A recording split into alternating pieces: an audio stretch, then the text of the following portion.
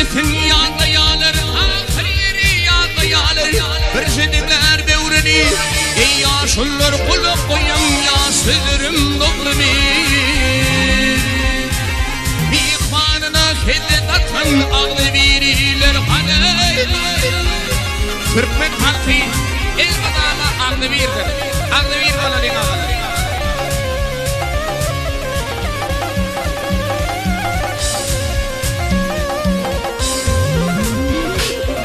Utmayani ağabey tutun, utmayani ağabey tutun. Kapatın nedir maya, coşup düşse boş verirler. Doğrulap vartan zaya. Ol dünyada karzınmalar, ahiriyette karzınmalar. Bizde garip yedaya, işim olup ağrı artır kulluk etsin Kudaya. Ak yüreği şan olanır, kar ağular nerede?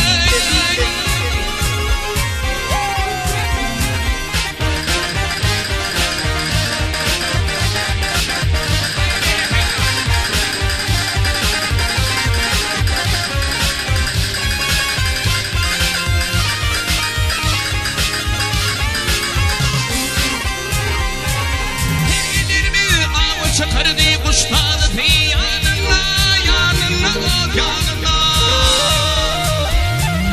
Arkasına meşatırı cevher kışaklarına. Gidin silvire birerdi, düğmedi ver taşına. Yine bakıp yegin işe, kıyılar kıva geçine. Yeter çıkıp lade kakın, bu kolu kıyılar haley.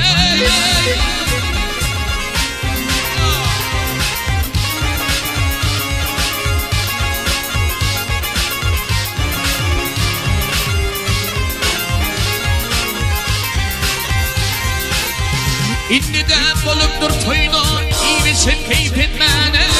Bir kumun kadri bilinmedi, kim gelir ya tutmana.